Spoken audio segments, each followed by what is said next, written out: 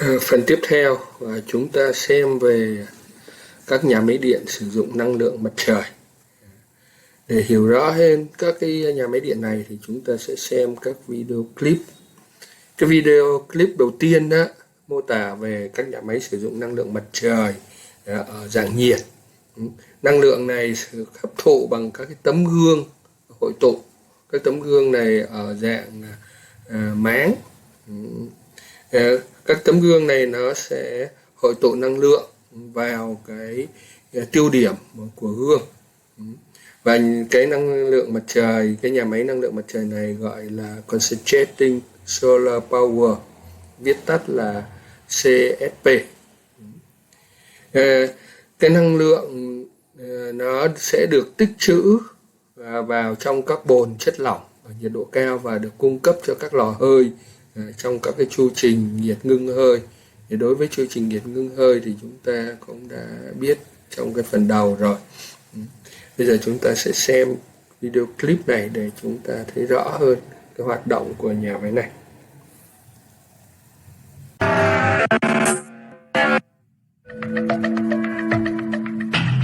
Okay, take the natural heat from the sun, reflect it against a mirror, focus all of that heat on one area, send it through a power system, and you've got a renewable way of making electricity.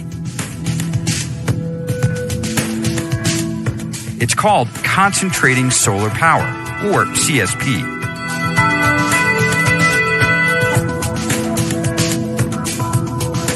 Now, there are many types of CSP technologies: towers, dishes, linear mirrors, and troughs.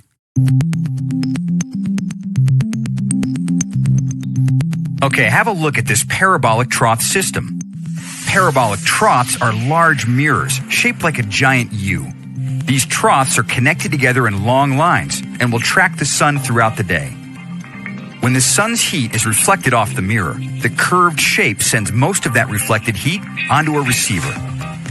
The receiver tube is filled with a fluid. It could be oil, molten salt, something that holds the heat well. Basically, this super hot liquid heats water in this thing called a heat exchanger, and the water turns to steam. Now the steam is sent off to a turbine, and from there, it's business as usual inside a power plant. A steam turbine spins a generator, and the generator makes electricity. Once the fluid transfers its heat, it's recycled and used over and over. And the steam is also cooled, condensed, and recycled again and again. One big advantage of these trough systems is that the heated fluid can be stored and used later to keep making electricity when the sun isn't shining. Sunny skies and hot temperatures make the southwest U.S. an ideal place for these kinds of power plants. Many concentrated solar power plants could be built within the next several years. And a single plant can generate 250 megawatts or more, which is enough to power about 90,000 homes. That's a lot of electricity to meet America's.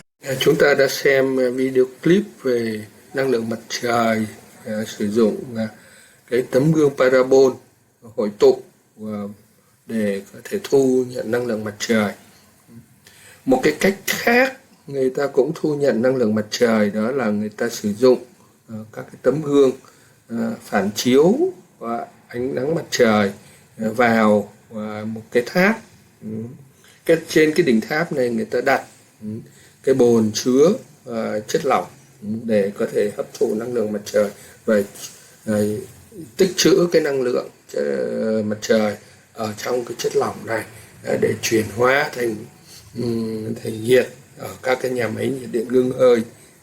Chúng ta sẽ xem cái video clip tiếp theo để chúng ta thấy rõ cái cách hoạt động của cái hệ thống năng lượng mặt trời hội tụ sử dụng tháp năng lượng mặt trời. Consistent sunshine. There's plenty of it in the United States, especially the Southwest. That's why concentrating solar power, or CSP, is a natural fit for utilities generating clean electricity and for creating clean energy jobs in the U.S. Power towers are one type of CSP system that uses large flat mirrors to reflect sunlight onto a solar receiver at the top of a centrally located tower. Fluid heated in the receiver produces steam, which spins a conventional turbine to generate electricity. In the 1980s and 90s, U.S. Department of Energy projects in California demonstrated that power towers could collect and store heat to generate utility-scale electricity 24 hours a day. And today, power towers continue to build a clean energy economy. In 2009, a modular two-tower system with 24,000 mirrors in the Mojave Desert powers more than 5,000 homes.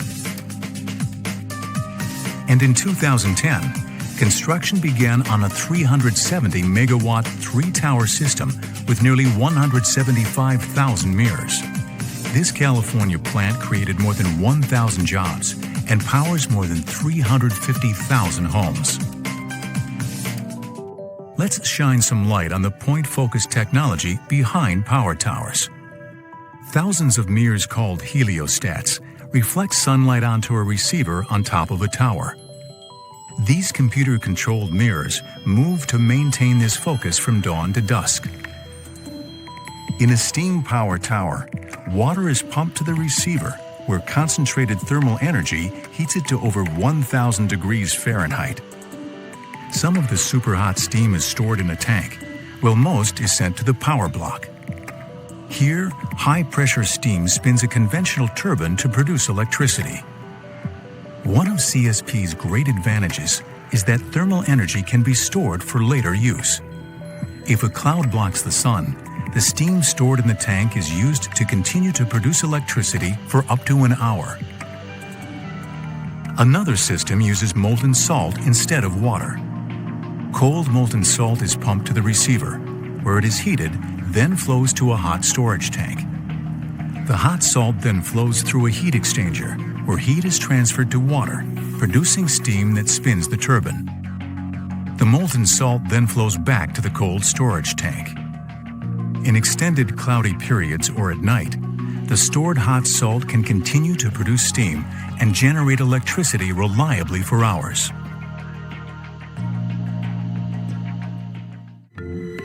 Today, innovation continues to drive down costs and boost efficiency so power towers can supply utility-scale power, providing dependable, clean electricity to homes, businesses, and communities. Power towers reflect America's shift to a prosperous, clean energy future.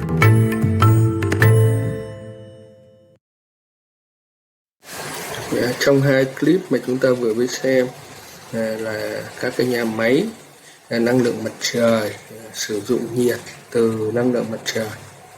Nhiệt được tích trữ trong các cái chất lỏng và nhiệt này sẽ được cung cấp vào các cái chu trình nhiệt điện ngưng hơi. Đối với cái dạng nhà máy này thì việc phát điện của nhà máy nó không phụ thuộc vào lúc có ánh nắng mặt trời, mà nó có thể phát điện liên tục do năng lượng đã được tích trữ vào trong các cái chất lỏng và được sử dụng dần. Tiếp theo chúng ta xem một cái dạng sử dụng năng lượng mặt trời khác, đó là sử dụng năng lượng mặt trời bằng cái phương pháp biến đổi quang điện. Ở đây là những cái tấm pin quang điện mặt trời, nó sẽ biến đổi năng lượng từ quang năng mặt trời trực tiếp thành điện. Đây cũng là một hình ảnh về hệ thống pin quang điện. Hệ thống pin quang điện này sử dụng các cái tấm pin quang điện thu nhận bằng ánh sáng mặt trời và biến đổi trực tiếp thành điện. Hệ thống pin quang điện mặt trời trên hình này là một hệ thống pin quang điện lắp đặt ở Việt Nam. Sau đây chúng ta sẽ xem một số các video clip về việc chế tạo các hệ thống pin quang điện để chúng ta hiểu rõ thêm về cái cách làm ra những cái tấm pin quang điện như thế nào. Video này cho chúng ta thấy cái cấu tạo. Chúng ta thấy cái cấu tạo các lớp của một cái tấm pin mặt trời. Đây nó có tấm kính, các cái tấm nhựa PVA, và đây là cái tấm tế bào quang điện. Các tế bào quang điện ghép lại với nhau.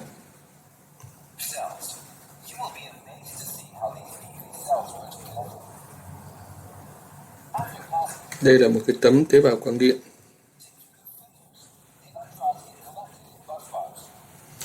Chúng ta thấy ở đây đó, nó có các cái finger, là những cái thanh dẫn điện, và ở đây nó có cái bus bar kết nối các cái finger lại.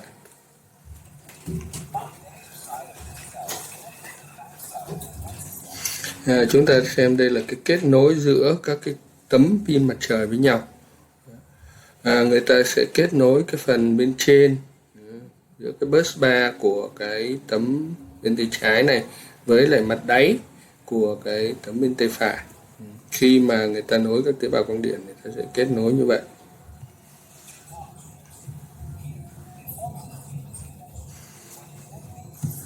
Và như vậy chúng ta thấy là các tế bào quang điện nó được kết nối thành một cái chuỗi.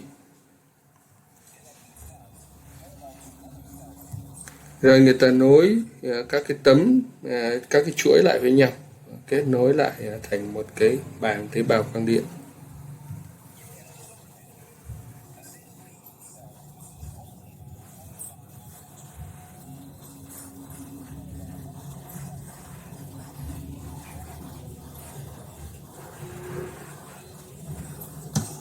Chúng ta thấy ở đây tế bào quang điện nó có các cái lớp bên trên là lớp kính, các cái lớp bằng nhựa EVA. Cái nhựa này đó là khi mà ép cứng lại thì nó sẽ làm chắc cái tấm pin mặt trời và nó không cho nước thấm vào và bảo vệ cái tấm pin mặt trời. Và cuối cùng đó, ở dưới đáy nó có một cái tấm đáy.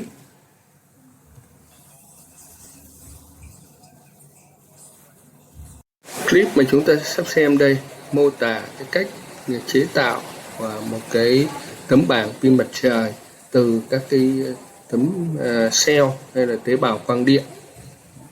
Và người ta sẽ ghép nhiều cái tế bào quang điện lại để thành một cái tấm pin mặt trời lớn, và người ta sẽ thực hiện từng bước để chúng ta xem, chúng ta thấy được cái cách chế tạo một cái tấm bảng pin mặt trời. Cái cách chế tạo này thì cũng được thực hiện ở các cái nhà máy, và hiện nay người ta cũng sử dụng cái phương pháp này để chế tạo ra các panel pin mặt trời.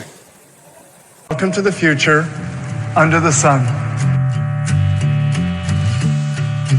The sun is able to produce electricity. Panels covered with photovoltaic cells convert sunlight into electricity. This blue plate is a module made of crystalline silicon. The grooves are the conductors, and the silicon crystals glisten at its surface. To make a solar panel, several modules have to be connected together. Then they apply a soldering flux on each module. The soldering wire is heated with an iron. The modules are placed on a special support. Once the soldering is done, the modules are cleaned by ultrasound in water at 60 degrees centigrade. When dried, the perfectly clean modules are ready to be assembled. Now they can proceed with soldering the modules by groups. First, a flux is applied which improves the quality of the soldering. With great dexterity, they assemble 4 groups composed of 9 modules each. In this way, 36 modules are soldered and connected in series. Modules are assembled end to end. They have to be handled with great care. Using a voltmeter, the voltage of each module is verified. At this stage, it's easy to remake a solder connection if there's a problem. If the voltage is adequate, they use suction grips to make handling of the 9 rows of modules easier and to keep them clean.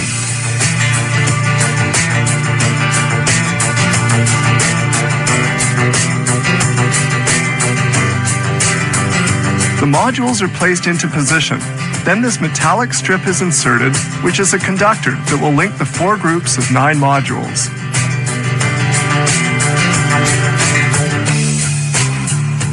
solder connections are made to link the modules to the metallic strip.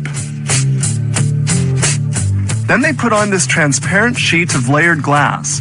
It serves as a rigid, transparent form which will support the modules.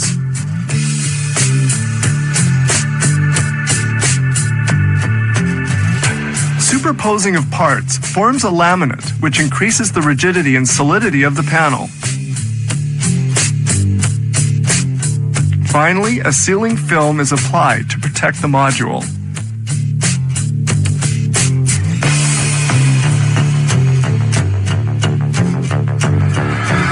To laminate and stiffen the solar panel, it's placed in a heated oven from which air has been vacuumed out.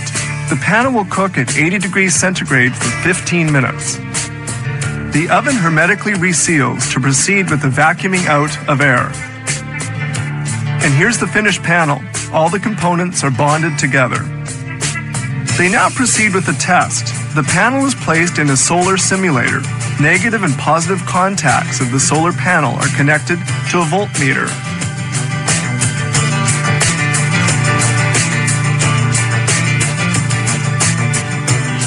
The panel is inserted into the simulator and a powerful lamp will illuminate it.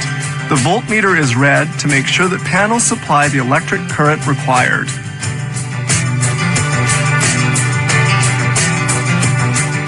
Here now is the assembly of another kind of solar panel called the amorphous silicon type. Its components were made in Europe and Asia. These here are the positive and negative connecting wires of the solar panel. The panel is placed into a plastic frame and glued in place.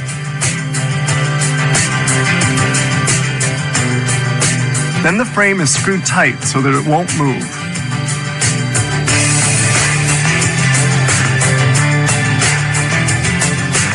The solar panel made up of crystalline silicon modules is put onto an ABS plastic frame. It's now finished. Fabricating this panel will have required about 1 hour of work. 6 of them are made here every day. Trong cái clip này là cái clip về chế tạo một cái panel pin mặt trời ở nhà máy. Chúng ta sẽ xem cái quy trình chế tạo là như thế nào. Đây là các cái tấm pin mặt trời.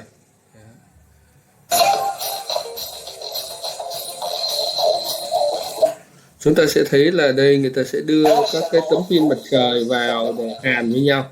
Đó. Chúng ta thấy là các tấm pin mặt trời nó được đưa xuống và nó ghép hàn với nhau. Đây là cái dây nối.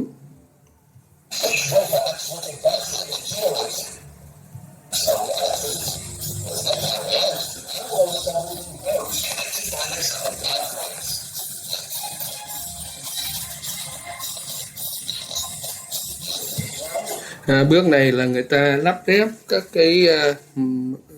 các thành phần của cái panel pin mặt trời. Đầu tiên đây là chúng ta thấy cái tấm kính.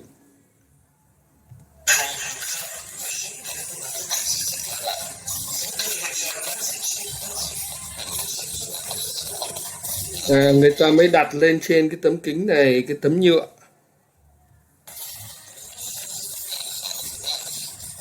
Chúng ta thấy ta đặt lên tấm nhựa. Rồi sau đó người ta đặt lên trên cái tấm nhựa này là cái tấm pin mặt trời.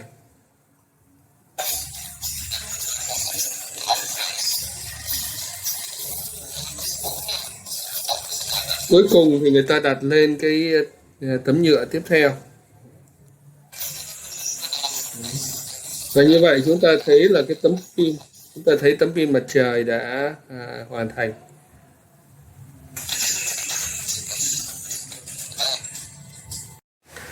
Trong các clip trước thì cho chúng ta biết cái cách người ta chế tạo ra cái tấm pin mặt trời, cái panel pin mặt trời từ các cái cell hay là từ các tế bào quang điện. Còn cái clip này thì cho chúng ta biết cái cách người ta chế tạo ra cái tế bào quang điện như thế nào. Generating power with sand and the sun. Capturing solar energy is the end result of complex chemical and physical processes. As a first step, raw cells Cái quang điện, tế bào quang điện thì nó được chế tạo ra từ silic, và silic đó nó sẽ được kết tinh từ cát. is extracted from quartz sand. For use in the photovoltaics industry, the semi-metal must be 99.99% pure. To generate solar power, the photovoltaics industry utilizes the semiconducting properties of silicon. In special ovens, raw silicon is melted at temperatures of over 1,400 degrees centigrade. A thin rod, known as the seed crystal, is then submerged into the liquid raw silicon and pulled back up very slowly. At this step in the process, the liquid silicon accumulates on the seed crystal and solidifies. Over 4 days, a silicon rod of up to 2.8 meters length takes shape. Chúng ta thấy đây là cái khối kết tinh silic, nó là một cái thanh silic tròn dài tới 2,8 m. This basic round crystal, known as an ingot, is now cut into a rectangular shape. This is done for purely practical. Và chúng ta thấy là cái thanh silic tròn đây nó được cắt ra thành cái khối hình vuông như thế này để trong cái chế tạo tế bào quang điện. Reasons.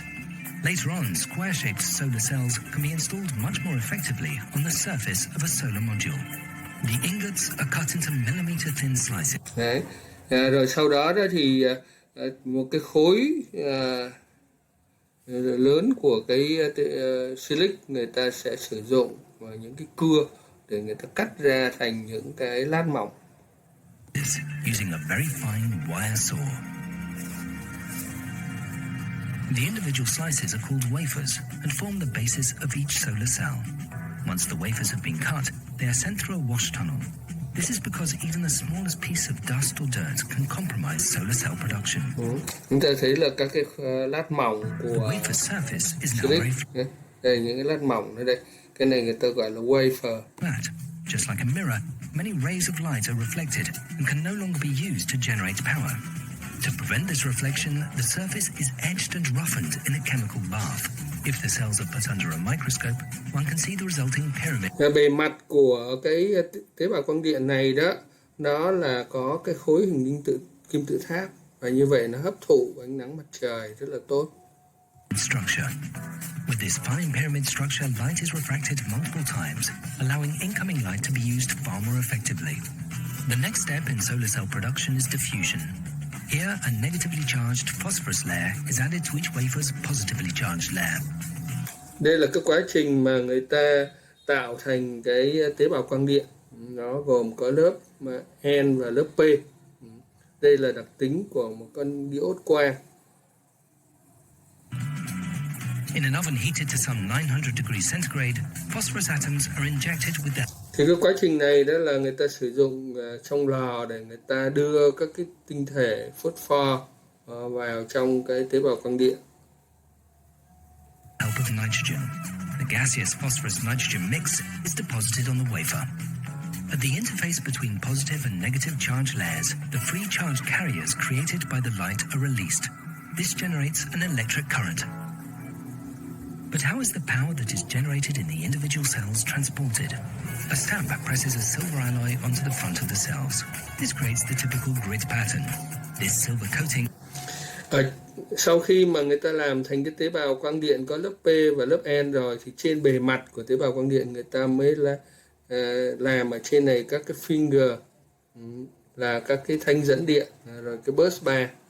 Đây là chúng ta thấy ba cái bus bar. Ensures that the power can be transported later on. The solar cells are now complete. They can generate and transfer power. But each cell has a different level of electrical conductivity. In a series of tests, the cell's conductivity is evaluated and sorted. Following the test phase, the solar cells are assembled. Cái quá trình trước mà chúng ta vừa mới xem đó là quá trình người ta phân loại các cái tế bào quang điện ra. Bởi vì trong cái quá trình chế tạo thì các cái tấm tế bào quang điện nó sẽ có cái hiệu suất khác nhau. Người ta sẽ phân loại nó ra để nó cùng một cái loại, khi mà ghép vào với nhau thì cái hiệu quả của cái module nguyên cái bảng tế bào quang điện nó sẽ tốt. The cells are soldered together in such a way that the voltage accumulates. In a process referred to as lamination, the cells are assembled behind a pane of glass. As a result, they are protected from the elements for more than 25 years. One solar module contains 60 cells. When a number of modules are connected to one another, a solar power plant is created. And power is generated from the sun and the sand. Các em có thể xem các cái đường dẫn video tham khảo về năng lượng mặt trời đã được trình bày trong cái bài giảng này.